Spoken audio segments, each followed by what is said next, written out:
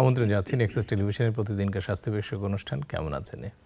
প্রিয় দর্শক, কেমন আছেন অনুষ্ঠানে আমরা আজকে কথা বলবো খুবই কমন একটি সমস্যা নিয়ে, যে সমস্যাটির কথা আসলে আমরা সচরাচর মুখ ফুটে বলতে পারি না বা বলতে আমরা অস্বস্তি বোধ করি, এবং এই কারণেই নীরবে এই অসুখ আমাদেরকে একটা জটিলতার দিকে নিয়ে যায়। আমরা আজকে কথা বলবো মলদ্বারে রক্তক্ষরণ নিয়ে। এই বিষয়টি নিয়ে কথা বলবার জন্য আমাদের স্টুডিওতে উপস্থিত আছেন বঙ্গবন্ধু শেখ মুজিব মেডিকেল বিশ্ববিদ্যালয়ের সহকারী অধ্যাপক ডাক্তার কৃষ্ণপদ সাহা। ডাক্তার কৃষ্ণপদ, আপনাকে স্বাগত জানাচ্ছি আমাদের অনুষ্ঠানে। ধন্যবাদ আপনাকে এবং দর্শক শ্রোতা যারা দেখছেন সবাইকে ধন্যবাদ। ডক্টর কৃষ্ণপদ, আমরা প্রথমে আপনার কাছে একটু জানতে চাই, সেটা হচ্ছে যে মলদ্বারে রক্তক্ষরণ কি কি কারণে হতে পারে? ধন্যবাদ আপনাকে। আসলে মলদ্বারে রক্তক্ষরণ একটি কমন একটি বিষয়, খুবই সাধারণ। এমন কোনো মানুষ নাই যে লাইফ টাইমে তার একবার বা দুইবার রক্ত যায় নাই। তো মলদ্বারে রক্তক্ষরণটা একটা স্বাভাবিক বিষয় নয়। অবশ্যই যদি এক ফোঁটা রক্ত যায় সেটা একটা অস্বাভাবিক বিষয় হিসেবে ধরে নিতে হবে। সেখানে ব্যথাযুক্ত রক্তক্ষরণ হোক আর ব্যথা মুক্ত রক্তক্ষরণ হোক, তো অনেকগুলো বিষয় আছে মলদ্বারে রক্তক্ষরণের বিষয়ে। সবথেকে কমন যে জিনিসটা আমরা ফেস করি সেটা হচ্ছে যে পাইলস বা হেমোরয়েড, যেটাকে আমরা বলি কমনলি পাইলস হিসেবে আমরা সবাই চিনি। এটা হলে মলদ্বারে রক্ত যায়। অ্যানাল ফিসার, এটা হলে মলদ্বারে রক্ত যায়। আবার রেকটাল পলিপ, যে ছোট ছোট টিউমার, সেটা হলে মলদ্বার দিয়ে রক্ত যায়। আবার একটা খুব কঠিন একটা রোগ আছে যেটাকে আমরা মলাশয় বা মলদ্বারের ক্যান্সার হিসেবে আমরা বলি, কোলন বা রেকটামের ক্যান্সার, এটা হলেও রক্ত যায়। আবার মলদ্বার বা কোলন এবং রেকটাম, এইগুলো যে প্রদাহজনিত কিছু কারণ আছে সেগুলো থাকলেও কিন্তু মলদ্বার দিয়ে রক্ত যেতে পারে। অনেক ধন্যবাদ আপনাকে। তো আমাদের দেশে আসলে সবচেয়ে বেশি কমন আসলে কোন কারণটি আমরা পেয়ে থাকি? আমরা যারা চিকিৎসক আছি তারা প্রায়শ আমরা মলদ্বার দিয়ে রক্তক্ষরণের রোগী পাই, বিশেষ করে আমরা যারা কলোরেক্টাল সার্জন বা সার্জারিতে আমরা যারা প্র্যাকটিস করি। হ্যাঁ, আমাদের এইগুলো এবং খুব কমন আমরা পাই। তো মূল প্রথম যে মানে কারণটা আমরা বেশি পাই সেটা হচ্ছে যে হেমোরয়েড বা পাইলস, যেটাকে আমরা বলি, বা এটাকে আমরা গ্রামগঞ্জে যে অশ্ব বলে আর কি। এটা হচ্ছে খুব কমনলি আমরা পাই। আরেকটা কমন কারণ আছে, সেটা হচ্ছে অ্যানাল ফিসার বা এই যে মলদ্বারে চিরে যাওয়া, ফেটে যে রক্ত যাওয়া। এই আমরা দুইটা কারণ আমরা খুব বেশি পাই। এরপরেও কিন্তু আমরা ক্যান্সার বা পলিপের রক্ত মানে রোগীও কিন্তু আমরা পাই। তো পলিপ এবং মলদ্বারের যে রক্তক্ষরণের প্রধান যে কারণ যে পাইলস আর অ্যানাল ফিসার, এটা দুটার মধ্যে কিন্তু একটা পার্থক্য আছে আর কি। যেমন প্রায়শ রোগীরা এসে বলে যে আমার প্রচণ্ড ব্যথা, পায়খানা শক্ত হয়েছিল, কষা হয়েছিল এবং মলদ্বার দিয়ে রক্ত যাচ্ছে। এটা হলে আমরা ধরেই নিই যে তার অ্যানাল ফিসার হয়েছে। আর যদি বলে যে দীর্ঘদিন ধরে মলদ্বার দিয়ে রক্ত যায়, পায়খানা কষা হলে একটু রক্ত যায় কিন্তু ব্যথা নাই, ব্যথামুক্ত রক্তক্ষরণ, সেটাকে আমরা সাধারণত পাইলস বা অশ্ব বা হেমোরয়েডস বলি আর কি। আচ্ছা, তো আমাদের ওই এই ধারণাগুলো সম্পর্কে, রোগগুলো সম্পর্কে কিন্তু আসলে আমাদের মধ্যে একটা ধোঁয়াশা আছে সাধারণ মানুষের। সব কিছুকে তারা কোনটা পাইলস কোনটা অশ্ব এগুলো কিন্তু ডিফারেন্সিয়েট করতে পারে না, এবং সব কিছুকেই তারা পাইলসের সমস্যা বলে মনে করে বা বলে আর কি সাধারণত। এবং এইটাকে কেন্দ্র করে আমাদের দেশে, এই অজ্ঞতাকে কেন্দ্র করে আমাদের দেশে কিন্তু অনেক ধরনের অপচিকিৎসা শুরু হয়েছে, বা অনেক দিন থেকে চলছে। শুরু হয়েছে বলাটা ভুল, অনেক দিন থেকে চলছে, যে বিনা অপারেশনে পাইলসের চিকিৎসা, ইনজেকশনের মাধ্যমে পাইলসের চিকিৎসা ইত্যাদি ইত্যাদি। তো এই চিকিৎসাগুলো আসলে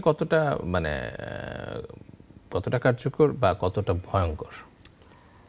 খুব ভালো একটা প্রশ্ন, কারণ মলদ্বারের রক্তক্ষরণ এটা কমন একটি এবং খুব সাধারণ একটি যেহেতু বিষয়, এবং আরেকটি সাধারণ বিষয় হচ্ছে আমাদের মলদ্বারের যে সমস্যাই হোক আমরা কিন্তু কমনলি তাকে বলি পাইলস। হ্যাঁ, সেটা অ্যানাল ফিসার হোক, ইভেন ক্যান্সার হোক, বা পাইলস বা মূল পাইলস যেটা হেমোরয়েডস সেটা হোক, যাই হোক না কেন সব কিছুই পাইলস হিসেবে আমরা দিই। এবং বিভিন্ন চটকদার বিভিন্ন বিজ্ঞাপন থাকে, বিভিন্ন জায়গায় অপচিকিৎসা, এটা অনাদিকাল ধরে আসছে, নতুন না, এটা চলে আসছে আর কি, যে বিনা অপারেশনে, বিনা চিকিৎসায়, বিনা ওষুধে অনেক সময় ঠিক করে দিচ্ছে আর কি। তো এইগুলো ভয়ঙ্কর তো বটেই, কারণ হচ্ছে এমন আমরা রোগী পেয়ে থাকি যে এমন জিনিস, এমন কিছু করোসিভ এজেন্ট, এমন কিন্তু বিষাক্ত জিনিস মলদ্বারে এই চিকিৎসার জন্য ব্যবহার করা হয়ে থাকে যে রোগীরা সাধারণত দীর্ঘমেয়াদী একটা জটিলতা তৈরি করে থাকে।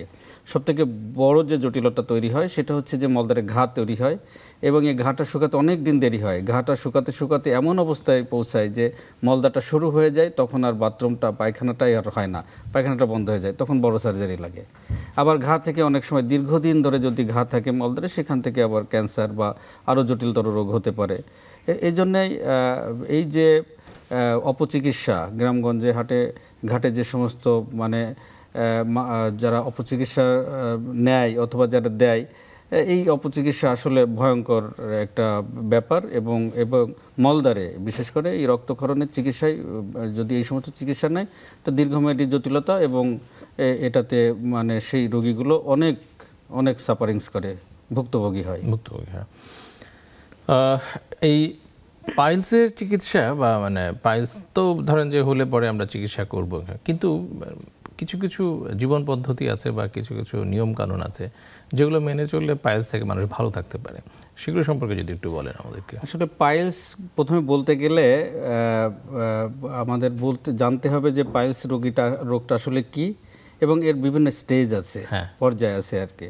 পাইলসটা হচ্ছে যে মলদ্বারের ভেতরে একদম মলদ্বারের দরজার কাছে আমাদের রক্তনালী এবং জালিকা থাকে অনেকগুলা, সেইগুলা যদি ফুলে ওগুলো বৃদ্ধি পায়, নিচের দিকে নেমে আসে এবং রক্তক্ষরণ যদি হয়, সেটাকে আমরা পাইলস বা হেমোরয়েডস বলি। তো হেমোরয়েডসের কিন্তু 4টা শ্রেণী আছে, 1st degree, 2nd degree, 3rd degree এবং 4th ডিগ্রি। তো 1st ডিগ্রি আমরা কাকে বলি? যেগুলো দেখা যায় না, শুধু রক্ত হয়, ব্যথামুক্ত রক্তক্ষরণ হবে। আবার আমরা যদি যন্ত্র দিয়ে পরীক্ষা করি তো আমরা দেখতে পাই যে নির্দিষ্ট জায়গায় কিছু ফোলা আছে, রক্তের জালিকাগুলো, নালীগুলো ফোলা আছে, এটা 1st ডিগ্রি। আর 2nd ডিগ্রি যদি আমরা বলি, সেটা হচ্ছে দেখা যায় যে এমনিতে বেরিয়ে আসে মলত্যাগ করার সময়, ওই জালিকাটা বড় হয়ে ঝুলে যায়, এটা বেরিয়ে আসে, আবার ও নিজে থেকে আবার ভিতরে চলে যায়, আবার রক্তক্ষরণ হতে পারে সঙ্গে। এটা হচ্ছে 2nd ডিগ্রি। 3rd ডিগ্রিটা কি? 3rd ডিগ্রিটা হচ্ছে ওই জালিকাটা বেরিয়ে যাবে কিন্তু ও নিজে থেকে ঢুকতে পারবে না, হাত দিয়ে প্রেশার দিয়ে ওকে ভিতরে ঢুকিয়ে দিতে হবে, সঙ্গে রক্তক্ষরণ থাকবে।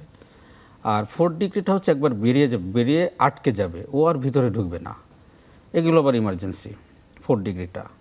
তো আমরা যদি একটু ভালো করে বলতে চাই যে 1ম ডিগ্রি এবং 2nd ডিগ্রি, এই দুইটার ক্ষেত্রে সাধারণত দেখা যায় যে আমরা জীবনযাত্রার মান পরিবর্তন করে এবং কিছু ওষুধপত্র আছে, এইগুলো দিয়ে কিন্তু এটা চিকিৎসা আমরা করে থাকি এবং রোগীটা কিন্তু ভালো হয়ে যায় জীবনযাত্রার মান একটা পরিবর্তন করে।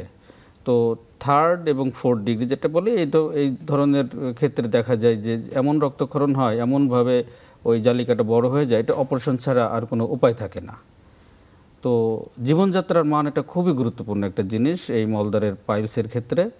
বিশেষ করে যে সমস্ত খাবার খেলে মলটা নরম হয়, সেটা মলদ্বারের সুস্থতা আমরা বলি আর কি। মলদ্বার সুস্থ থাকে যে সমস্ত খাবার খেলে, সেগুলোর মধ্যে যেমন সবজি, শাক সবজি, দেশি ফল, দেশি সবজি, এগুলো পানি বেশি করে খেতে হয়, এগুলো খুব গুরুত্বপূর্ণ। এক্সারসাইজ করতে হয়, আর কিছু খাবার মানে দূরে থাকতে হয়, কিছু খাবার অ্যাভয়েড করতে হয়, সেগুলো লাল মাংস যেগুলো আর কি অত্যন্ত ক্ষতিকর আমাদের মলদ্বারের জন্য, বেশি লাল মাংস খাওয়া। যেমন তার মধ্যে যে গরুর মাংস আছে, খাসির মাংস, হাঁসের মাংস, এইগুলো আছে। আবার কিছু মাছ আছে যেমন চিংড়ি মাছ, ইলিশ মাছ, এগুলো খেলেও কিন্তু মানে মলদ্বারের যে জটিলতা বাড়ে। তো এইগুলো অ্যাভয়েড করতে হবে। এইগুলো হচ্ছে জীবনযাত্রার মানের পরিবর্তন। পানি বেশি করে খেতে হবে, এক্সারসাইজ করতে হবে এবং কিছু ওষুধপত্র খেতে হবে। আমরা দিয়ে থাকি, ডাক্তারদের কাছে গেলে ডাক্তাররা এটা প্রেসক্রাইব করে থাকে এবং এই সমস্ত অ্যাডভাইসগুলো, উপদেশগুলো দেওয়া হয়ে থাকে। এগুলোতে ভালো থাকে। প্রাথমিক পর্যায়ে আসলে আপনারা নিশ্চয়ই উপদেশ দেন এবং বিভিন্ন ধরনের মানে ভালো থাকার যে উপায়গুলো আছে, যে ওষুধপত্র দিয়ে কীভাবে ভালো থাকা যায় সেই ব্যবস্থাটা আপনারা করেন। যদি কখন অপারেশনের কথা বলেন পাইলসের ক্ষেত্রে, যে আমি বললাম যে আপনাকে যে 1ম এবং 2য় পর্যায়ে যদি থাকে তাহলে সাধারণত আমরা অপারেশনের কথা বলি না। 2য় পর্যায়ে এমন অবস্থা দেখা যায় যে রক্তক্ষরণটা খুব বেশি হচ্ছে, এমন বেশি হচ্ছে যে তাকে রক্ত দেওয়া লাগবে। সেই সমস্ত ক্ষেত্রে কিন্তু 2য় পর্যায়ে যে ওটা যদি ঝুলে বের হয়ে নাও আসে, তারপরে অপারেশন লাগে এটা। আর 3য় এবং 4র্থ পর্যায়ে দেখা যায় যে এগুলোতে অপারেশন না করলে জটিলতা দেখা দেয়। ফলে 3rd ডিগ্রি, 4th ডিগ্রিতে আমরা সরাসরি অনেক সময় অপারেশনের কথাই বলে থাকি যে আপনার যে সমস্যাটা হচ্ছে এটা চিকিৎসা আসলে অপারেশন করতে হবে, জটিলতা হয়ে গেছে। আচ্ছা, এই যে মানে পাইলসের অপারেশন, এটি কতটুকু ঝুঁকিপূর্ণ বা এটার কোনো জটিলতা আছে কিনা? মানুষ অনেক তো অপারেশন করতে চায় না বা মনে করে যে আমি অপারেশন করব না, এবং এই জন্য ওরা অনেক বছরের পর বছর কিন্তু তারা এটা ভুগতে থাকে এবং এটা পুষে রাখে।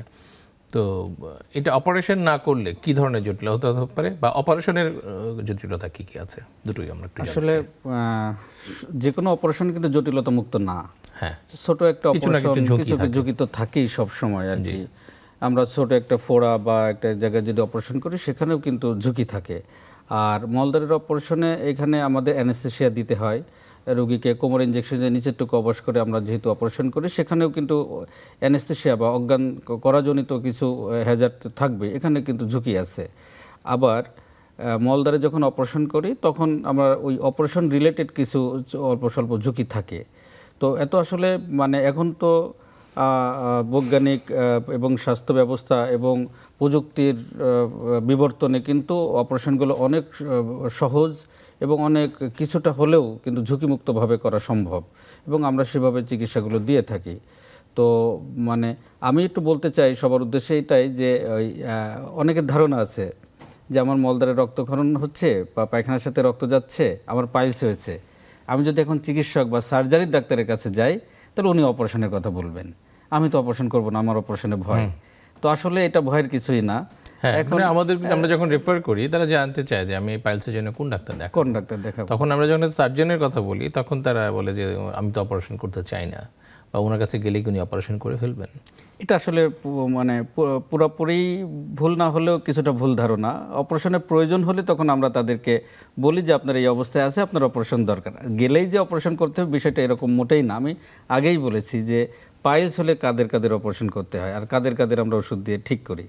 তো ওই আমার যে ডক্টর চিকিৎসক হিসাবে এবং সার্জারি চিকিৎসক হিসাবে আপনার সবার প্রতি, মানুষের প্রতি, সাধারণের প্রতি, আমার রোগীদের প্রতি আমার যে উপদেশ এবং অ্যাডভাইস এটাই যে মলদ্বারে রক্তক্ষরণ কখন এটা কিন্তু একেবারে স্বাভাবিক বিষয় না।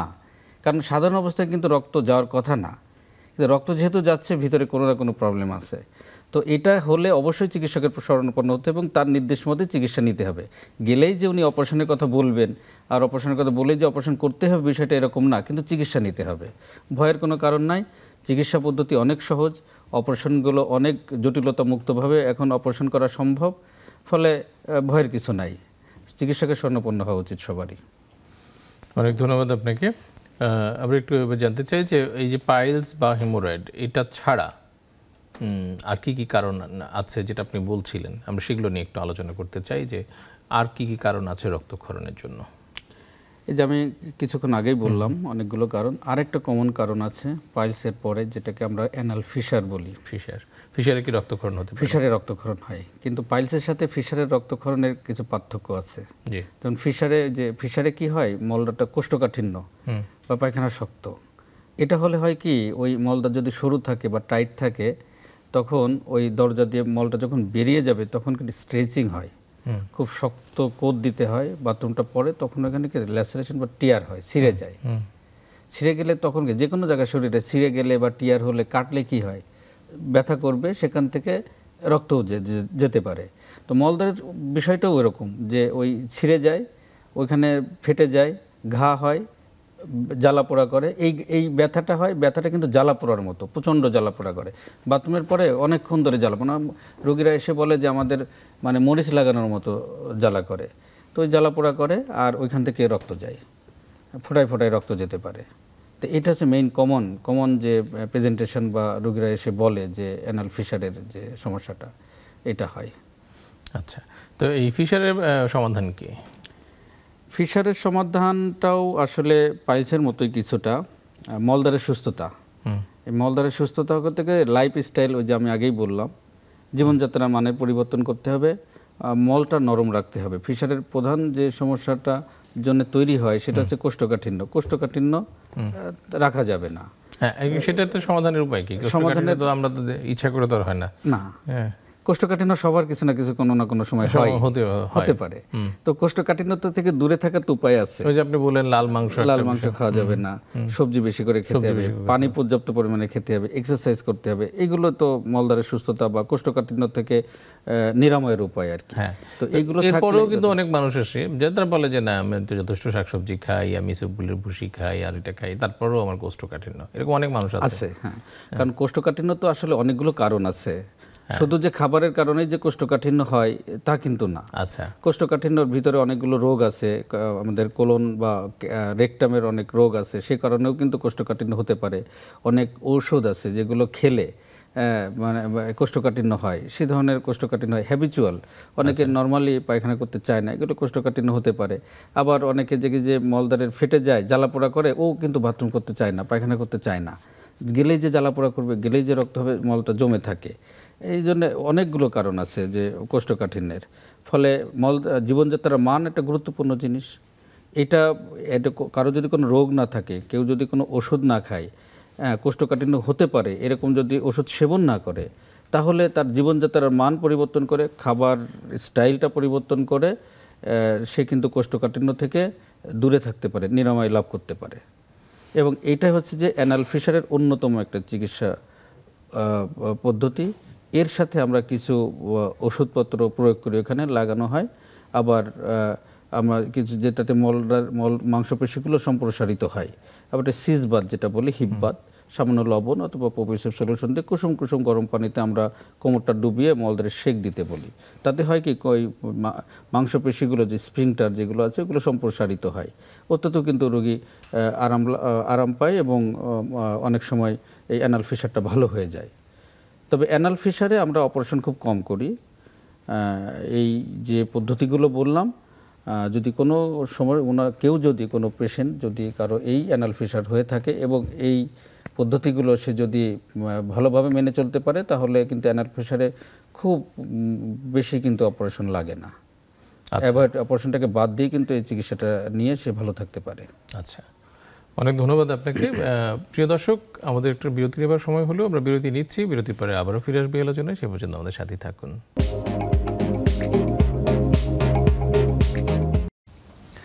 সুপ্রিয় দর্শক, বিরতির পরে আবারও ফিরে এলাম নেক্সাস টেলিভিশনে কেমন আছেন অনুষ্ঠানে। আমরা কথা বলছিলাম খুবই গুরুত্বপূর্ণ একটি সমস্যা নিয়ে, যে সমস্যাটি আমাদের প্রচুর মানুষের হয়ে থাকে এবং আমরা সাধারণত চক্ষু লজ্জায় বা বিভিন্ন সামাজিক কারণে আমরা প্রকাশ করি না বা বলি না, মলদ্বারের রক্তক্ষরণ। এই বিষয়টি নিয়ে আজকে আমরা কথা বলছি। আমাদের সাথে স্টুডিওতে উপস্থিত আছেন আমাদের বিশেষজ্ঞ অতিথি ডাক্তার কৃষ্ণপদ সাহা, সহকারী অধ্যাপক, কোলোরেক্টাল বিভাগ, কোলোরেক্টাল সার্জারি বিভাগ, বঙ্গবন্ধু শেখ মুজিব মেডিকেল বিশ্ববিদ্যালয়। ডাক্তার কৃষ্ণপদ, আমরা বিরতির আগে মলদ্বারের রক্তক্ষরণের বিভিন্ন কারণ নিয়ে কথা বলেছি এবং দু একটি কারণ নিয়ে আমরা বিস্তারিত আলোচনা করেছি। রেকটাল পলিপ বলে একটি সমস্যা আছে, যেটি সাধারণত বাচ্চাদের বেশি হয়, তাই তো? হ্যাঁ, এই রেকটাল পলিপ সম্পর্কে একটু জানতে চাই যে রেকটাল পলিপ বিষয়টা কি, এটি কি পাইলসের মতো কিনা বা এর সমাধানই বা কি? আসলে বাচ্চাদের আমি একটু আগেই মলদ্বারের রক্তক্ষরণ বা মলদ্বার দিয়ে যে রক্ত যায় তার কারণগুলো বলেছি, এগুলো সাধারণত বয়স্কদের ক্ষেত্রে। আর বাচ্চাদের ক্ষেত্রে রক্তক্ষরণের কিছু ডিফারেন্স আছে। এটার প্রধান কারণই হচ্ছে একটা হচ্ছে রেকটাল পলিপ আর একটা হচ্ছে অ্যানাল ফিশার। ফিশারের বাচ্চা একটু আগে যেটা নিয়ে আলোচনা করলাম, অ্যানাল ফিশার, এটাও কিন্তু বাচ্চাদের হতে পারে, সেটার জন্যও কিন্তু রক্ত যায়। আর রেকটাল পলিপ হলে মলদ্বার দিয়ে রক্ত যায়, এটা কিন্তু ব্যথামুক্ত রক্ত যায় বাচ্চাদের। এটা বাচ্চাদের বেশি হয়, এটা সাধারণত জেনেটিক কারণেই হয়, জন্ম থেকেই থাকে। তো ছোট পলিপ থাকে, আস্তে আস্তে বড় হয়। 5 বা 7 বছরে যে দেখা যায় যে এটা পলিপ আছে, রক্ত যাচ্ছে, আমরা পরীক্ষা নিরীক্ষা করে দেখি যে রেকটাল পলিপ। এবং এই পলিপগুলো থাকলে সাধারণত এই পলিপের অপারেশন করলে, পলিপটা কেটে ফেললেই অধিকাংশ ক্ষেত্রেই কিন্তু এটার চিকিৎসা সম্পন্ন হয়ে যায় বা রোগী ভালো হয়ে যায়। আবার কিছু কিছু পলিপ আছে যেগুলো ফ্যামিলিয়াল বা ফ্যাপ, এইগুলো আরও কিছু জটিল পলিপ আছে যেগুলো দীর্ঘদিন ধরে থাকে, আবার একটু বয়স বাড়ার সাথে সাথে সেগুলো দেখা যায়, সেগুলো আলাদা। বাচ্চাদের ক্ষেত্রে যেগুলো, সেটা তো সিম্পল রেকটাল পলিপ এবং এদের মলদ্বার দিয়ে রক্ত যায় এবং এটা অপারেশন করলে সাধারণত ঠিক হয়ে যায়, ভালো হয়ে যায়। অনেক ধন্যবাদ আপনাকে। বাচ্চাদের, বড়দেরও কি এই পলিপ হতে পারে কিনা? বড়দেরও পলিপ হতে পারে। আচ্ছা, পলিপ সাধারণত বলাই হয় যে মলদ্বারে কোলন এবং রেকটামের যে ক্যান্সার, সেটা বেশিরভাগ ক্ষেত্রেই দেখা যায় যে একটা ছোট পলিপ, সেটা আস্তে আস্তে বড় হতে হতে এবং বিভিন্ন ধরনের জেনেটিক চেঞ্জ হয়ে, মিউটেশন বলি আমরা এটাকে মেডিকেল টার্মে, মিউটেশন হয়েই কিন্তু ক্যান্সার হয়। এটা এক ধরনের। আবার ফ্যামিলিয়াল অ্যাডিনোমাটাস পলিপোসিস সিনড্রোম, ফ্যাপ যেটাকে বলে, দেখা যায় যে অনেকগুলো থাউজেন্ডস অফ পলিপ, শত শত পলিপ থাকে আর কি কোলন এবং রেকটামে, এটাও কিন্তু এক ধরনের রোগ। আবার আরও কিছু জুভিনাইল পলিপ আছে এ ধরনের কিছু পলিপ থাকে আর কি, ফলে বড়দেরও কিন্তু পলিপ হতে পারে। অনেক ধন্যবাদ আপনাকে ডক্টর কৃষ্ণপদ। আমরা আপনার কাছে একটু জানতে চাই, সেটা হচ্ছে যে মলদ্বারে রক্তক্ষরণের ক্ষেত্রে ইনফ্লামেটরি বাউল ডিজিজ বা যেটার কথা একটু আগে বলছিলেন যে কিছু কিছু কারণ আছে, আলসারেটিভ কোলাইটিস বা এরকম, এই কারণ এটি আসলে কেমন, কি ধরনের রোগ বা এটা ফ্রিকোয়েন্সি বা আমাদের দেশে এটা প্রিভ্যালেন্স কেমন? আলসারেটিভ কোলাইটিস এবং ক্রনস ডিজিজ এই দুটাকে আমরা সাধারণত ইনফ্লামেটরি বাউল ডিজিজ বা আইবিডি বলে থাকি, বা আমরা যদি সহজ করে বলি যে মলদ্বার, কোলন এবং রেক্টাম প্রদাহজনিত রোগ, এটাকে আমরা বলে থাকি। তো এটার জন্য হলেও কিন্তু মলদ্বার দিয়ে রক্ত যায়, বিশেষ করে আলসারেটিভ কোলাইটিস এটা হলেও কিন্তু মলদ্বার দিয়ে রক্ত যায়, এবং এই মলদ্বার দিয়ে রক্ত অন্য অন্য রোগের থেকে এবার একটু আলাদা। সেটা কেমন? এই আলসারেটিভ কোলাইটিস হলে সাধারণত ডায়রিয়া হয়, হ্যাঁ, সঙ্গে মিউকাস যায় প্রচুর পরিমাণে, এবং সঙ্গে রক্তও যায়। এগুলো আবার সিভিয়ার কোলাইটিস আছে, ভেরি সিভিয়ার কোলাইটিস, এইগুলো হলে কিন্তু রোগীর পেটে ব্যথা হয়, অ্যাকিউট একটা অবস্থা সৃষ্টি হয়। তো এটা একটু জটিল রোগ। আমাদের দেশে প্রিভ্যালেন্স একটু কম, অত বেশি আমরা খুব যে বেশি পাই তা না, কিন্তু যার আলসারেটিভ কোলাইটিস থাকে বা ক্রনস ডিজিজ থাকে এবং সেখানে যে জটিলতা তৈরি হয়, তো এটা চিকিৎসা পদ্ধতিও কিন্তু একটু জটিল। হ্যাঁ, ফলে এগুলো আমরা যে সমস্ত রোগীগুলো আসে মলদ্বারের রক্তক্ষরণ নিয়ে, তাদের ক্ষেত্রে অনেক ক্ষেত্রে কিন্তু আমরা এগুলো চিন্তা করতে হয়, অনেক ক্ষেত্রে এগুলো বাদ দিয়ে কিন্তু আমরা চিন্তা করতে পারি না, ফলে যদিও কম তারপরেও কিন্তু আমাদের কাছে আসে এগুলো রোগী। অনেক ধন্যবাদ আপনাকে। ক্যান্সার, বৃহদান্ত্র, মলাশয় বা মলদ্বারের ক্যান্সারের কারণে রক্তক্ষরণ হতে পারে, বা প্রাথমিক রোগ লক্ষণ হিসেবে আমরা রক্তক্ষরণ দেখে থাকতে পারি। এই বিষয়টা সম্পর্কে যদি বলেন যে এই বৃহদান্ত্র এবং মলদ্বারে বা মলাশয়ের ক্যান্সার সম্পর্কে, যে এটি আসলে কাদের হয়, আমরা কিভাবে বুঝবো, এবং মলদ্বারের রক্তক্ষরণের সাথে এর সম্পর্কটি কিভাবে? আসলে মলদ্বার বা কোলন বা রেকটামের ক্যান্সার, যেটাকে আমরা সিআরসি বলে থাকি, কোলন এবং রেকটামের ক্যান্সার, এটা বড় একটা বিষয়, জটিল একটা রোগ, মরণঘাতী রোগ। এটার প্রথম সিমটম বা উপসর্গই হচ্ছে পার রেক্টাল ব্লিডিং বা মলদ্বারের রক্তক্ষরণ অথবা পায়খানার সাথে রক্ত যায়, এটা দিয়েই সাধারণত এটা প্রকাশ পায়। ব্যথা মুক্ত, এটা কিন্তু আবার ব্যথা হয় না, এই সমস্যাটা এখানেই দাঁড়ায় আর কি। ব্যথা হয় না, আবার রক্ত যায়, দীর্ঘদিন ধরে রক্ত যাচ্ছে, ব্যথা হচ্ছে না, রোগীরা কিন্তু খেয়াল করে না, কিন্তু করতে করতে এমন একটা পর্যায়ে যে আর কি এটা তখন আর বোঝা যায় যখন আসলে চিকিৎসার উপায় আর থাকে না। ম্যাক্সিমাম ক্ষেত্রে এরকম দেখা যায় আমাদের দেশে আর কি। ওই টোটকা, আপনি আগেই বলেছেন যে বিভিন্ন ধরনের অপচিকিৎসা, এই অপচিকিৎসা নিতে থাকে, তখন কিন্তু এমন একটা পরিস্থিতিতে, এমন একটা স্টেজে আমাদের কাছে আসে, তখন অপারেশন করে ভালো করার আর উপায় থাকে না। হয়তো দেখা যায় যে এন্ড স্টেজ বা লাস্ট স্টেজ 4 বা 3 বা 4 স্টেজে চলে আসে, এরকম একটা পরিস্থিতি কিন্তু তৈরি হয়। অধিকাংশ ক্ষেত্রে আমরা এটা দেখে থাকি। তবে কাদের বেশি হয় ক্যান্সার এবং কেন হয়, এগুলো একটা গুরুত্বপূর্ণ, আমাদের জানা উচিত, সবারই বোঝা উচিত। সাধারণত দেখা যায় যে 45 বা ততোর্ধ্ব, আমরা আগে 50 বছর বলতাম, কিন্তু এর প্রিভ্যালেন্সটা কমতে কমতে এটা 45 ইয়ার্স বা 45 বছর এসে দাঁড়িয়েছে। 45 এবং ততোর্ধ্ব মানুষরা, যে কোনো মানুষই কিন্তু একটা ঝুঁকিপূর্ণ, ক্যান্সার হতে পারে তার। আবার তার আর্লি স্টেজে যে হয় না তা না, 20 বছর 19 বছরে যে ক্যান্সার আমরা পাচ্ছি না তা কিন্তু না, আমরা ক্যান্সার কিন্তু পাচ্ছি, কিন্তু কম। কিন্তু এটার প্রবণতা কিন্তু আর্লি স্টেজে, অল্প বয়সে ক্যান্সারের প্রবণতা কিন্তু দিন দিন বেড়ে যাচ্ছে। এগুলো কেন বাড়ছে? এগুলো যে লাইফস্টাইল পরিবর্তন, বিভিন্ন ধরনের এক্সপোজার, আমাদের এগুলো মূল কারণ। তো আর যাদের বিভিন্ন ধরনের আলসারেটিভ কোলাইটিস থাকলেও কিন্তু দীর্ঘমেয়াদী ক্ষেত্রে কিন্তু ক্যান্সার হতে পারে। আবার আমরা যে খাবারগুলো খাই, এই খাদ্যখাবার হাফ কুক যে মাংস যদি আমরা খাই, হ্যাঁ, লাল মাংস যদি বেশি খাই, এটাও কিন্তু ক্যান্সার হয় এটাতে। আবার দীর্ঘদিন ধরে যদি কারো কনস্টিপেশন, কোষ্ঠকাঠিন্য থাকে, সেটাও কিন্তু গবেষণায় দেখে গেছে যে দীর্ঘদিন ধরে কনস্টিপেশন থাকলেও কিন্তু ক্যান্সার হতে পারে। আবার দেখা যায় যে ফ্যামিলিয়াল জেনেটিক্স, যে পরিবারের অনেকেরই আছে জেনেটিক কজ, ওই মিউটেশন হয়ে আর কি ক্যান্সার হচ্ছে, তাদের কিন্তু অন্য কোনো কারণ নাই, ওই মিউটেশন জেনেটিক কারণেই কিন্তু বংশগতির যে একটা বিষয় আছে, মিউটেশনের বিষয় আছে, ওইটার কারণেও কিন্তু ক্যান্সার হতে পারে। ফলে ক্যান্সার অনেকগুলো কারণেই হয়। আচ্ছা, তো এইসব ক্ষেত্রে আপনাদের রোগ নির্ণয়ের পদ্ধতিটি কি, মানে কিভাবে আপনারা রোগটি নির্ণয় করে থাকেন? রোগ নির্ণয় তো আসলে আমরা আমাদের কাছে রোগী যখন আসে তখন আমরা রোগীর কাছে তথ্য নিই বা ইতিহাস বলে এটাকে, হিস্ট্রি নেই যে তার কি সমস্যা আছে। সাধারণত এই ধরনের রোগীরা কি নিয়ে আসে আমাদের কাছে? পারেক্টাল ব্লিডিং আপনি বললেন, ওটা হয়, মলদ্বারে রক্ত যায়, রক্তের সাথে আম যেতে পারে, পেটে ব্যথা হতে পারে, পায়খানা এমনভাবে হয় যে মনে হয় যে তার পায়খানা হচ্ছে না, আবার ক্লিয়ার হচ্ছে না, হওয়ার পরে মনে হচ্ছে যেন আবার পায়খানা হতে পারে, এরকম। আবার ডায়রিয়া নিয়ে আসতে পারে, আবার অ্যাবসলিউট কনস্টিপেশন নিয়েও আসতে পারে। এগুলো প্রাথমিক স্টেজে এগুলো নিয়ে আসে। আবার এগুলো যদি অ্যাডভান্স স্টেজে চলে যায়, অ্যাডভান্স স্টেজে চলে গেলে লোকালি যদি এটাকে ছড়িয়ে যায় তাহলে দেখা যায় যে রক্তক্ষরণের সঙ্গে ব্যথাও হয়। আবার যদি যেহেতু এটা লুমেন বা কোলন এবং রেকটামের একটা বিষয় আছে, ভিতরে টিউমার, ক্যান্সার, এগুলো যদি বন্ধ করে দেয়, পায়খানা আসাটা বন্ধ করে দেয়, টিউমার হয়ে হয়ে হয়ে বড় হয়ে হতে হতে যদি বন্ধ হয়ে যায়, দেখা যায় যে পেট ফুলে যায়, পায়খানা বন্ধ হয়ে যায়, এটা অ্যাকিউট স্টেজে হতে পারে। আবার অনেক ক্ষেত্রে দেখা যায় যে ক্যান্সারটা যদি ছড়িয়ে যায়, চিকিৎসা নিতে পারলো না বা খেয়ালি মানে বুঝতেই পারলো না রোগীরা, ছড়িয়ে যায় বিভিন্ন জায়গায়, ছড়িয়ে যায়, যেমন লিভারে ছড়িয়ে জন্ডিস নিয়ে আসতে পারে।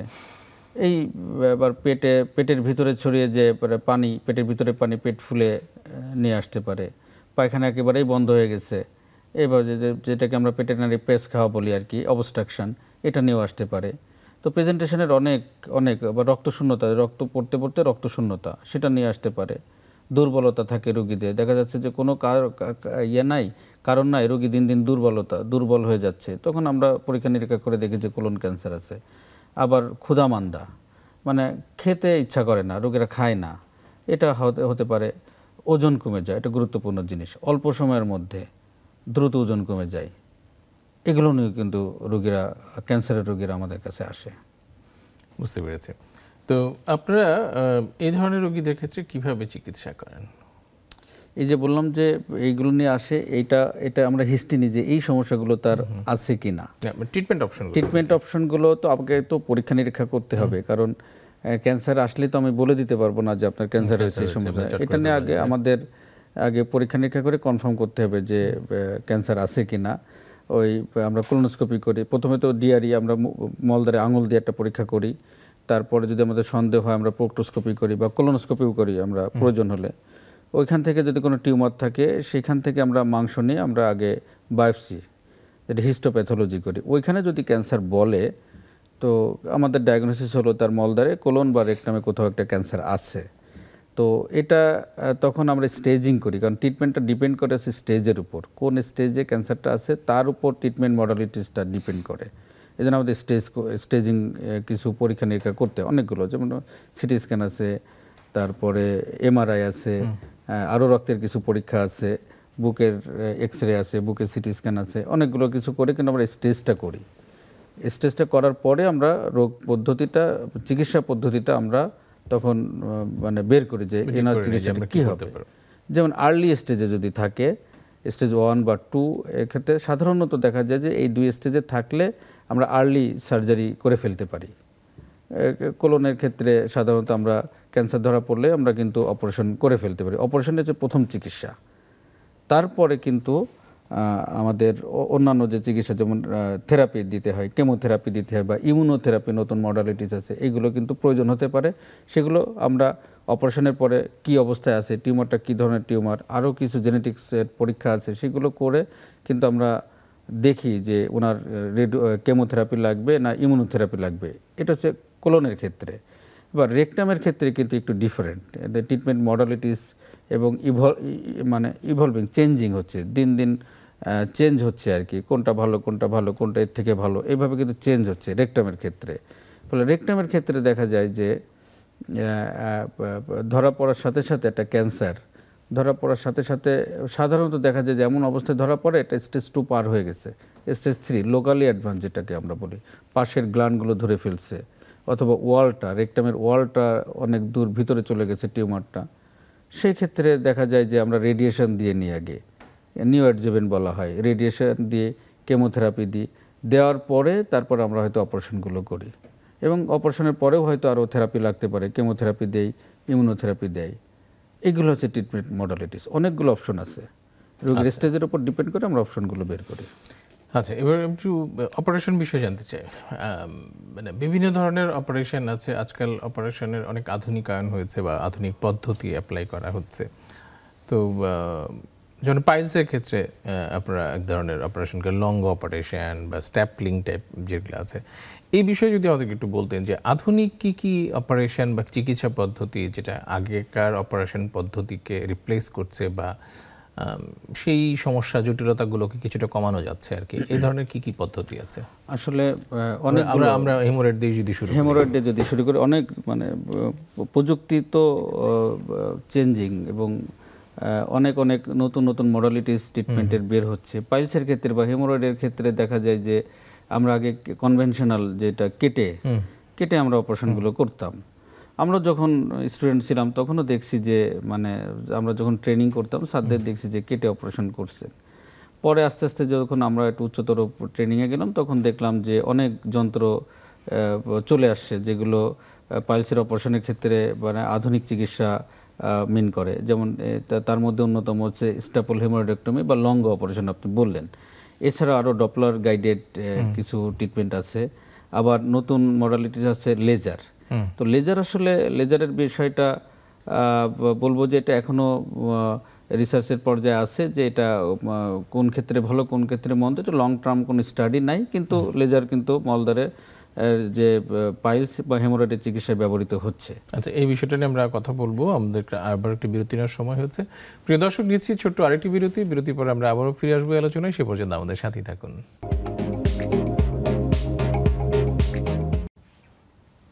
প্রিয় দর্শক, বিরতির পরে আবারও ফিরে এলাম নেক্সাস টেলিভিশনের কেমন আছেন অনুষ্ঠানে। আমরা আজকে কথা বলছিলাম মলদ্বারে রক্তক্ষরণ এই বিষয়টি নিয়ে, এবং এই বিষয়ে কথা বলবার জন্য আমাদের স্টুডিওতে উপস্থিত আছেন আমাদের বিশেষজ্ঞ অতিথি ডাক্তার কৃষ্ণপদ সাহা।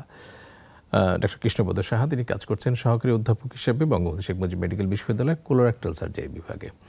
ডক্টর কৃষ্ণপদ, আমরা বায়ুপথে রক্তক্ষরণ বা মলদ্বারে রক্তক্ষরণ অনেকগুলো বিষয় নিয়ে আমরা কথা বলেছি। আসলে আমরা কথা বলছিলাম যে একটা আধুনিক চিকিৎসা পদ্ধতিগুলো নিয়ে। তো লেজার দিয়ে যে পাইলসের চিকিৎসা করা যায়, তো আপনি বলছিলেন যে এটি এখনও মানে স্টাবলিশড না বা কোনো স্টাডি নেই, কিন্তু আপনারা কি করছেন কিনা এটা লেজার দিয়ে পাইলসের চিকিৎসা? হ্যাঁ, লেজার দিয়ে যে আমরা করছি না তা না, আমরাও আবার চেষ্টা করছি এটাকে স্টাডি করে কোন রোগের জন্য লেজারটা ভালো ফল পাওয়া যায়। আসলে অনেকগুলো রোগ তো আছে মলদ্বারের, বলেছি। তার মধ্যে লেজার দিয়ে আসলে কি কি অপারেশন করা যায়, সব অপারেশন তো আর লেজার দিয়ে করা যায় না, কিছু কিছু অপারেশন করা যায় লেজার দিয়ে। তার মধ্যে কিছু কিছু অপারেশন খুব ভালো ফল পাওয়া যায়। পাইলসের ক্ষেত্রে করা যায়, পাইলসের ক্ষেত্রে লেজার দিয়ে করা যায়। পাইলস অপারেশন করা যায় 3 স্টেজে, মানে হ্যাঁ 3 স্টেজেই করা যায়। আচ্ছা, আবার 4th স্টেজে হলে আবার ভালো ফল পাওয়া যায় না, যেটা লাস্ট স্টেজ বা 4th স্টেজ। আচ্ছা, এগুলোতে আবার ভালো ফল পাওয়া যায়। পাইলসের অপারেশনে কিন্তু রিকারেন্সের রেট অনেক বেশি। রিকারেন্স রেট হয় মলদ্বারের যে কোনো অপারেশনে, কিন্তু রিকারেন্স হয়। রিকারেন্স বাদে কিন্তু অপারেশন করা যায় না। লেজারে কি রিকারেন্সের হারটা কম? রিকারেন্সের হারটা কম আমি বলবো না, আমি আগেই বলেছি যে লং টার্ম স্টাডি কিন্তু নাই। এখন লেজারও তো খুব অল্প দিন এসছে, আমরা তো লং টার্ম স্টাডি করলে বলতে পারবো যে এটা রিকারেন্ট রেটটা কেমন। তবে হেমোরয়েডের রিকারেন্ট রেট আছে।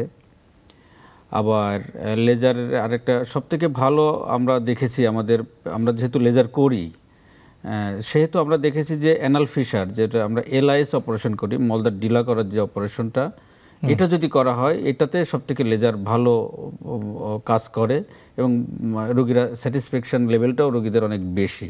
কোনো কাটাছেঁড়া থাকে না, কিচ্ছু থাকে না, রোগীর মলদ্বারটা এমনিতেই ডিলা হয়ে যায়। যে পায়খানার যে কোষ্ঠকাঠিন্য হতো, রক্ত যেহেতু জ্বালাপোড়া করতো, ওটা কিন্তু ঠিক হয়ে যায়। এটাতে কিন্তু লেজার আবার ফিস্টুলা, পেরেনাল ফিস্টুলা যেটাকে বলে, বা ফিস্টুলা ইন অ্যানো, এটাতেও কিন্তু আমরা লেজার ব্যবহার করি। সিম্পল ফিস্টুলা, কমপ্লেক্স ফিস্টুলা আছে, বিভিন্ন ধরনের প্রকারভেদ আছে, কিন্তু সিম্পল ফিস্টুলা এটাতে কিন্তু লেজার অনেক সময় ভালো ফল পাওয়া যায়। কিন্তু এটাও আবার ঠিক যে এইগুলো কোনো ক্ষেত্রেই কিন্তু লং টার্ম স্টাডি নাই, কিন্তু আমরা করছি এবং কোনো কোনো ক্ষেত্রে ভালো ফলও কিন্তু আমরা পাচ্ছি। আচ্ছা, এই লেজার ছাড়া আধুনিক চিকিৎসা পদ্ধতির মধ্যে আর কি কি আছে? লেজার ছাড়া আধুনিক চিকিৎসা পদ্ধতিতে তো মলদ্বারের কিছু রোগ আমি বললাম, যদি আমি ভাগ করে বলি যে বিনাইন, যেগুলো ক্যান্সার না, আর ক্যান্সার না যে জিনিসগুলো, সেগুলো হেমোরয়েডের ক্ষেত্রে আমি বলেছি লেজার, লঙ্গো, আবার ডপলার গাইডেড কিছু চিকিৎসা আছে, এগুলো আধুনিক চিকিৎসা। কাটা বাদে, কেটে করা বাদে বাকি যেগুলো সবগুলোই মোটামুটি আধুনিক চিকিৎসা। অ্যানাল ফিশারের ক্ষেত্রে আমরা বলেছি যে এটাও না কেটে লেজার দিয়েও, কিন্তু এটাও কিন্তু আধুনিক চিকিৎসা পদ্ধতি। কোলন ক্যান্সারের ক্ষেত্রে কি আপনারা, ক্যান্সারের ক্ষেত্রে যদি আমি আসি, আধুনিক চিকিৎসা পদ্ধতি কি? আগে আসলে কোলন ক্যান্সার হলে কিন্তু অপারেশনে একটা মাত্র চিকিৎসা, তো আমরা মলদ্বারটা কেটে ফেলতাম। কোলনের নিচের দিকে হলে, হ্যাঁ, রেকটামের ক্যান্সার হলেই দেখা যায় যে আমরা কেটে একটা পার্মানেন্ট একটা স্টোমা করে দিতাম বাম পাশে। কিন্তু আধুনিক অনেকগুলো মডালিটিস আসছে, আমি বললাম রেডিওথেরাপি, ইমিউনোথেরাপি, এগুলো আসার পর, এবং এগুলোর ব্যবহার বিধি অপারেশনের আগে না পরে, এগুলো ব্যবহার বিধির উপর ডিপেন্ড করে কিন্তু আমরা দেখা যাচ্ছে এখন মলদ্বারটা অনেক অংশেই, অনেক ক্ষেত্রে আমরা ম্যাক্সিমাম ক্ষেত্রে মলদ্বারটা আমরা ধরে রাখতে পারছি, যাতে সে স্বাভাবিকভাবে বাথরুম করতে পারে। পার্মানেন্ট স্টোমা তার কিন্তু লাগছে না। এই যে রেডিয়েশন, তার মধ্যে অন্যতম একটা থেরাপি, অন্যতম একটা আবিষ্কার, আধুনিক চিকিৎসা। আর আমরা তার নিচে যদি যাই, আমরা যেটাকে অ্যানাল ক্যানেল, এখন তো দেখা গেছে যে অ্যানাল ক্যানেলের ক্যান্সারে তো অপারেশনই লাগে না, শুধু রেডিয়েশন দিয়েই ওটাকে পুরোপুরি ভালো করা সম্ভব, এবং হয়েও যাচ্ছে তাই। এগুলো সব আধুনিক পদ্ধতি। ওকে, কোলোনোস্কোপি আপনাদের একটি খুব ইম্পর্টেন্ট ডায়াগনস্টিক টুল, এবং কখনো কখনো থেরাপিউটিক টুল হিসেবে ব্যবহার হয় কোলোনোস্কোপি। তো কোলোনোস্কোপির কথা শুনলে কিন্তু রোগীরা ভয় পায়, যদি করতে বলি তাহলে ওরা ভয় পায়, যে ভাবে যে এটা খুব কষ্টদায়ক, বা করবে কি করবে না ইত্যাদি। কোলোনোস্কোপি আসলে আপনারা যদি একটু খুলে বলেন যে আসলে পদ্ধতিটা কেমন, বা রোগীদের একটু অভয় দেওয়ার জন্য যদি কিছু বলেন আর কি। হ্যাঁ, কোলোনোস্কোপিতে, আমাদের এন্ডোস্কোপি কোলোনোস্কোপিতে সাধারণ মানুষের একটু ভয় আছে, যে এন্ডোস্কোপিতে যেমন বলে যে গলার এক্সপ্রেশনটা এরকম থাকে যে দরকার হলে অসুখে আমি মরে যাবো, তো ওইসব করবো না। হ্যাঁ, গলার ভিতরে যে নল ঢোকাতে হবে এন্ডোস্কোপিতে, আবার মলদার দিয়ে একটা মোটা নল ঢোকাতে হবে, ব্যথা পাবো, ভয় আছে। এটা অবশ্যই রোগীদের একটা আতঙ্কের একটা বিষয় থাকে। যখনই আমরা কোলোনোস্কোপির কথা বলি, তখন রোগীরা একটু আতঙ্কিত হয়ে যায়, না ওইটা বাদে করা যায় কিনা। কিন্তু এমন কিছু রোগ আছে যেগুলো কোলোনোস্কোপি বাদে কিন্তু ডায়াগনোসিস করা যায় না, ম্যান্ডেটরি, লাগবেই। আমাদের মলদ্বারের অনেক রোগ আছে, যেমন ক্যান্সারের ক্ষেত্রে টিউমার, পলিপ, এই সমস্ত ক্ষেত্রে বায়োপসি নিতে গেলে কোলোনোস্কোপিতে লাগেই। ফলে কোলোনোস্কোপিতে অনেক ইন্ডিকেশন, যেমন রক্তক্ষরণ হচ্ছে, কোনো কারণ পাওয়া যাচ্ছে না, কোলোনোস্কোপি লাগবেই, এটা পরীক্ষাটা ম্যান্ডেটরি, তো কোলোনোস্কোপি করতে হবে। কিন্তু রোগীরা আবার করতে চায় না, ভয় পায়। তো অভয় তো অবশ্যই আছে, যেহেতু আধুনিক হচ্ছে সব কিছু। আমরা এমন অনেক কোলোনোস্কোপির সাথে একজাক্ট অনেক কিছু আছে যেগুলো ব্যবহার করে কিন্তু ব্যথামুক্তভাবে কোলোনোস্কোপি করা সম্ভব। পুরোপুরি রোগীরা বুঝতেই পারে না যে তার কোলোনোস্কোপি হয়ে গেল কেন। ইভেন আজকেও আমার চেম্বারে কয়েকটা রোগী, তাদেরকে কোলোনোস্কোপির ব্যাপারে তারাও ওরকমই এক্সপ্রেশন যে ব্যথা পাবো, এটা করব না, এটা বাদে অন্য কিছু দেন।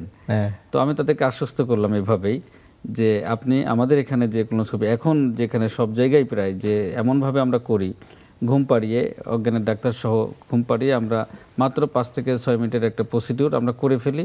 ও প্রসিডিউরটাও শেষ, আপনিও জেগে যাবেন, কোনো ব্যথামুক্তভাবে কোলোনোস্কোপিটা হবে, কোনো আপনি টেরও পাবেন না যে কোলোনোস্কোপি হয়ে গেল। ফলে ব্যথামুক্তভাবে রোগীদের কোনো আতঙ্কবিহীনভাবেই কিন্তু এখন কোলোনোস্কোপি করা সম্ভব, এবং আমরা করছি এগুলো রেগুলার। অনেক ধন্যবাদ আপনাকে। আমরা একটু প্রায় শেষের দিকে চলে এসেছি আমাদের আলোচনার। তো আমরা একটু জানতে চাই, সেটা হচ্ছে যে এই যে বৃহদান্ত্রের ক্যান্সার, বা কোলনের ক্যান্সার, বা মলদ্বারের ক্যান্সার, এই ক্যান্সারগুলো থেকে ভালো থাকার উপায় কি? কাদের বেশি হয়, কেন হয়, এবং কি করলে আমরা ভালো থাকবো?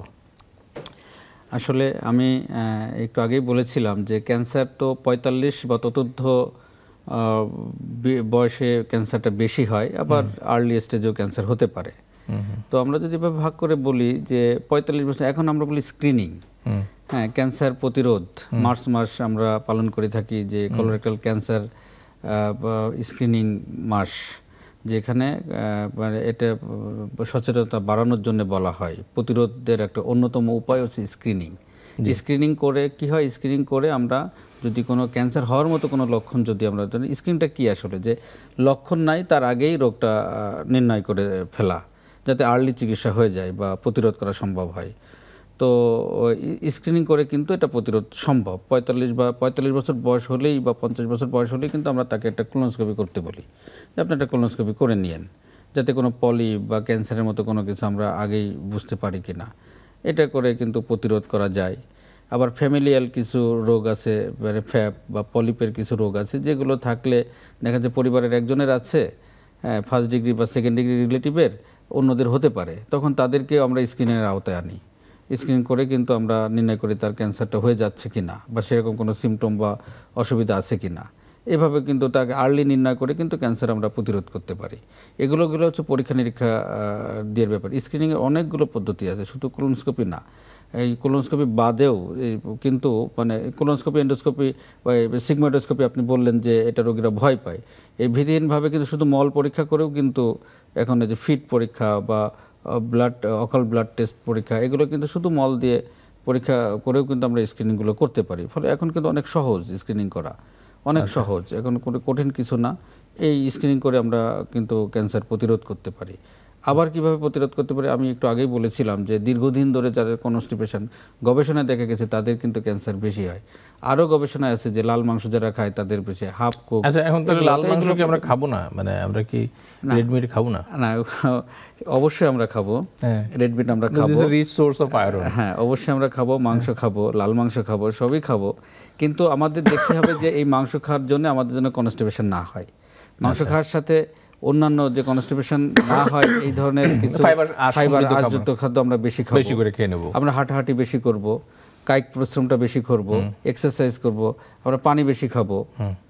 আবার কনস্টিপেশন হলে আমরা কনস্টিপেশন প্রতিরোধের যে সমস্ত ওষুধপত্র আছে আমরা সেগুলো খাবো। কনস্টিপেশন না হলে যদি মলদ্বারে বেশিক্ষণ মল জমে না থাকে তাহলে আমাদের মানে কনস্টিপেশন থাকবে এবং ক্যান্সারের প্রবণতা অনেক অংশে কমে যাবে। অবশ্যই আমরা মাংস খাবো, কিন্তু সেটা পরিমিত পরিমাণে, এবং সেটা যেটা কনস্টিপেশন না করে, আমাদের ক্ষতির কোনো কারণ নয়, সেভাবে আমরা অবশ্যই খাবো। অনেক ধন্যবাদ আপনাকে। এখন আমরা একটু জানতে চাই, সেটা হচ্ছে যে আমাদের দেশে মানে এই যে মলদ্বারের রক্তক্ষরণের যতগুলো কারণের কথা বললেন, আমাদের দেশের মানুষের মধ্যে কোন কারণটা বেশি খুঁজে পাওয়া যায়? মলদ্বারের রক্তক্ষরণের কারণ তো আমি বলেছি যে আমাদের দেশে আসলে অ্যানাল ফিশার এবং পাইলস, এই দুটো কারণে আমরা বেশি পাই, আবার ক্যান্সারও পাই। আচ্ছা, বাচ্চাদের ক্ষেত্রে আমরা পলিপ পাই, আবার অ্যানাল ফিশারও পাই। আচ্ছা, এইগুলো বেশি আমরা পাই, খুব কমন এগুলো আর কি। আচ্ছা, এবং এই জন্যই তো মানে হাটে মাঠে ঘাটে সব জায়গায় আরবান এরিয়া এবং রুরাল এরিয়া, মানে শহর এবং গ্রামের মধ্যে কি কোনো পার্থক্য আছে কিনা, আপনারা কি পান এরকম? হ্যাঁ, পার্থক্য তো অবশ্যই আছে। পার্থক্যটা যেমন আধুনিক জীবনযাত্রার সাথে আমরা যত অ্যাডপ্ট হচ্ছি, আমাদের কিন্তু কনস্টিপেশন, পাইলস, হেমোরয়েড এবং ক্যান্সার কিন্তু বাড়ছে। আচ্ছা, ফলে শহরে মানুষের মধ্যে ব্যাপক প্রবণতা। বাচ্চারা যে প্রচুর পরিমাণে যে ফাস্ট ফুড খাচ্ছে, চিকেন খাচ্ছে, এগুলো কনস্টিপেশন হয়। এগুলো তো দীর্ঘমেয়াদী করতে করতে তো মলদ্বারের সমস্যাগুলো বেশি হয়। এবং এবং এবং এবং গ্রামের ক্ষেত্রেও যে হয় না তা না, কিন্তু গ্রামের মানুষগুলো তো শাকসবজি বেশি খায়, হাঁটা চলাফেরা বেশি করে, পানি বেশি খায়, তাদের কিছু পার্থক্য হয়, তাদেরকে অবশ্যই একটু কম থাকে। আর শহরের মানুষের আধুনিক জীবনযাত্রায় যত অ্যাডপ্ট হচ্ছে তত বেশি এই ধরনের সমস্যাগুলো, মলদ্বারের সমস্যাগুলো বেশি হচ্ছে। অনেক ধন্যবাদ আপনাকে। আমরা খুবই গুরুত্বপূর্ণ কিছু তথ্য জানলাম। আসলে এটা আসলে সব রোগের ক্ষেত্রে, এবং আমরা যতবারই আলোচনায় বসি, স্বাস্থ্য বিষয়ক আলোচনায়, আমরা দেখি যে আমাদের লাইফস্টাইল, আমরা এখন আধুনিক জীবনযাপন পদ্ধতিতে আমাদের যেই লাইফস্টাইলে আমরা চলে এসেছি, যে কায়িক পরিশ্রম কম এবং খাবারের ক্ষেত্রে আমরা ট্রান্স ফ্যাট খাচ্ছি, আমরা ফাস্টফুড খাচ্ছি, আমরা ফাইবার কম খাচ্ছি, শাকসবজি কম খাচ্ছি, এই যে আমাদের খাদ্যাভ্যাস এবং জীবনযাত্রা, এইটি সব ধরনের অসুখের ক্ষেত্রেই কিন্তু এক ধরনের মানে পজিটিভ ফ্যাক্টর বা ফ্যাক্টর হিসেবে কাজ করে। তো আসলে আমাদের দর্শকদের উদ্দেশ্যে এটাই বলা যে আমাদের জীবন পদ্ধতি পরিবর্তন করতে হবে, এবং পুরনো সেই আগের দিনের যে আমাদের সংস্কৃতি, যে আমাদের পরিশ্রম করা, কায়িক পরিশ্রম বাড়ানো এবং আমাদের খাদ্যাভ্যাসে যে শাকসবজি খাওয়ার যে একটা প্রবণতা ছিল, সেটি আমরা যেন আবার ফিরে আসি। ডাক্তার কৃষ্ণপদ সাহা, আপনাকে অনেক অনেক ধন্যবাদ। আমাদের এই অনুষ্ঠানে আপনি এসেছেন, অনেক মূল্যবান সময় থেকে সময় দিয়ে এসেছেন এবং আমাদের সাথে আপনার অনেক মূল্যবান তথ্য আপনি শেয়ার করেছেন। প্রিয় দর্শক, এই ছিল আমাদের আজকের আয়োজন। আমরা আগামী পর্বের অনুষ্ঠান দেখবার আমন্ত্রণ জানিয়ে আজকের অনুষ্ঠান এখানেই শেষ করছি। সবাই ভালো থাকবেন, সুস্থ থাকবেন এবং সুন্দর থাকবেন। ধন্যবাদ সবাইকে, এতক্ষণ যারা এই অনুষ্ঠান দেখলেন সবাইকে ধন্যবাদ জানাচ্ছি। এবং আপনি সুস্থ থাকবেন, আপনার মলদ্বারও সুস্থ রাখবেন এই কামনা করি। ধন্যবাদ সবাইকে।